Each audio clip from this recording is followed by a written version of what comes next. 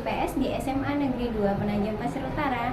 Kali ini Mem akan menjelaskan materi tentang sosiologi. Jadi tolong diperhatikan ya. Mem akan menjelaskan di tempat yang lain. Mem akan menghilang terlebih dahulu. Kita akan membacakan mantranya, yaitu Bim Salabim Ada Kadabra. Hai Dara, Mem sudah sampai di sini. Ya, jadi Mem akan menjelaskan materinya dari sini ya. Baik, yang akan Mem jelaskan yang pertama adalah dampak dari konflik. Yang kedua, Mem akan menjelaskan tentang penyelesaian konflik ya. Jadi dampak dari konflik yang pertama itu ada dampak positif dan juga ada dampak negatif. Ternyata konflik itu memiliki dampak positif dan juga dampak negatif. Namun dampak yang paling banyak adalah dampak negatifnya. Jadi sebaiknya kita menghindari konflik. Nah, untuk dampak positif dari konflik yang pertama adalah meningkatkan solidaritas. Nah, kenapa konflik itu berdampak meningkatkan solidaritas? Dikarenakan kita merasa memiliki tujuan yang sama, makanya itu kita merasa solid. Seperti ini, ketika negara kita dijajah pada saat dulu ya, nah kita akan berkonflik tuh dengan para penjajah. Akhirnya masyarakat Indonesia itu solidaritasnya, yaitu untuk memperjuangkan kemerdekaan Indonesia. Nah, itu adalah salah satu dampak positifnya. Kemudian yang lainnya, apa lagi dampak positifnya? Saya rasa tidak ada ya. Kebanyakan konflik itu memiliki dampak yang sangat buruk. Selanjutnya, Mem akan menjelaskan dampak negatif dari suatu konflik.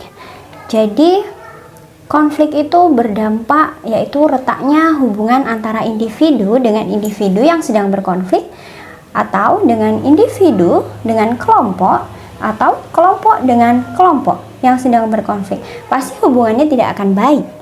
Yang terjadi apa? Kita mendapatkan musuh. Selanjutnya, dampak yang berikutnya adalah terjadinya perubahan kepribadian. Karena saling mempertahankan pendirian masing-masing, maka kepribadian seseorang akan berubah. Yang mungkin tadinya dia penyabar, setelah memiliki konflik dia menjadi orang yang seperti apa?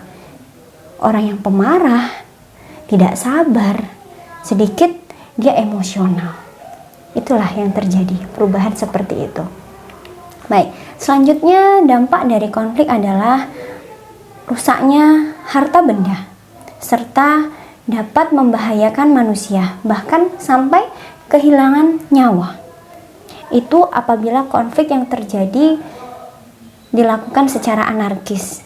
Contohnya saja benda tajam atau menggunakan pistol yang dapat merenggut nyawa seseorang. Inilah yang tidak diharapkan, seperti gambar berikut.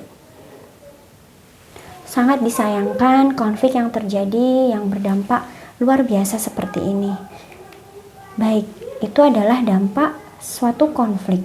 Mem tegaskan kembali bahwa jangan sampai terjadi konflik. Hindarilah konflik karena hidup damai itu lebih indah. Berikutnya Mem akan menjelaskan tentang penyelesaian konflik. Ya, walaupun Mem katakan bahwa kita harus mencegah konflik, namun ketika konflik itu terjadi, kita harus sesegera mungkin untuk menyelesaikan konflik. Ada beberapa cara untuk penyelesaian konflik. Mem akan jelaskan di ruangan sebelah lagi. Tara, Mem sudah sampai di sini. Cara penanganan konflik itu yang akan kita pelajari. Ada beberapa cara agar kita bisa menangani konflik tersebut. Ada yang tahu caranya? Ada yang tahu tidak? Baik, Mem akan jelaskan. Untuk cara pertama, dalam penanganan konflik yang harus kita lakukan adalah dengan menghindar. Ya, ada cara yang sebaiknya kita lakukan, salah satunya adalah dengan menghindar. Kenapa dengan menghindar? Dengan menghindar, kita bisa menyelesaikan konflik tersebut. Dengan cara menghindar, kadang orang merasa tidak ada manfaatnya kita melanjutkan konflik dengan orang lain. Terkadang juga kita berpikir bahwa kita tidak akan menang melawan konflik tersebut. Sebaiknya agar konflik tersebut bisa cepat terselesaikan, salah satu pihak menghindar. Oke, Itu cara pertama. Cara kedua, kita bisa dengan cara memaksakan kehendak. Ya, jadi kita bisa memaksakan kehendak kita kepada kelompok yang sedang berkonflik dengan kita atau individu yang berkonflik dengan kita apabila kita merasa bahwa pendapat kita, ide kita itu benar, ya. Nah, kemudian kita juga bisa menang melawan konflik tersebut. Nah, untuk itu kita berusaha keras untuk memenangkan konflik tersebut dan memaksakan kehendak kita.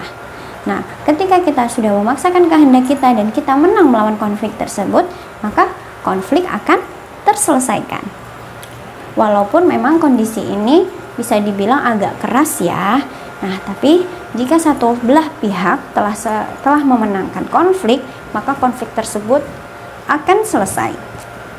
Kemudian cara berikutnya adalah dengan cara mengikuti kehendak orang lain. Nah, dengan cara ini kita bisa lebih lembut ya. Nah, dengan cara ini kita menyesuaikan dengan keinginan orang lain. Nah, jadi kita mengalah di sini agar konflik tersebut terselesaikan. Mungkin kita merasa bahwa jika konflik ini dilanjutkan, maka akan berdampak yang tidak baik. Ada akibat-akibat buruk yang akan terjadi. Jadi, sebaiknya kita mengikuti saja apa yang orang lain inginkan, sehingga konflik akan terselesaikan. Seperti itu. Nah, kemudian ada cara lain lagi agar konflik bisa terselesaikan dengan cara apa? Dengan tawar-menawar. Ya, dengan tawar-menawar, di sini individu atau suatu kelompok harus mengorbankan salah satu tujuannya. Nah, jadi kita melakukan pembicaraan dengan orang yang sedang berkonflik dengan kita. Jadi tujuan saya apa, tujuan dia apa, kita tawar-menawar. Baik, saya akan mengikuti tujuan Anda, namun Anda harus mengikuti tujuan saya yang ini. Saya akan mengorbankan tujuan saya yang ini, dan Anda juga harus mengorbankan tujuan Anda yang itu. Sehingga dari tawar-menawar tadi, terjadilah kesepakatan yang mana itu yang akan kita jalankan, sehingga konflik terselesaikan. Kemudian ada cara lagi yang lain, yaitu dengan kolaborasi. Nah, dengan berkolaborasi di sini salah satu pihak dengan pihak yang lain berkolaborasi, ya. Jadi tujuan saya apa, tujuan orang lain tersebut apa, kita satukan. Sehingga tujuan tadi bisa menjadi satu dan itu kita sepakati bersama sehingga konflik terselesaikan.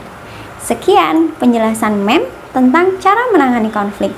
Ada yang ingin ditanyakan? Jika ada yang ingin ditanyakan, Mem akan kembali ke kelas terlebih dahulu. Mohon bantuannya untuk mengucapkan mantranya. Yuk, Bim Salabim Ada Kadabra. Mem sudah kembali. Ya, itu tadi ya penjelasan dari Mem. Semoga bermanfaat dan kita bisa sukses bersama-sama. Sekian, Mem mohon pamit. Wabillahi taufiq wal hidayah. Wassalamualaikum warahmatullahi wabarakatuh. Bye bye. Kan ku kejar mimpi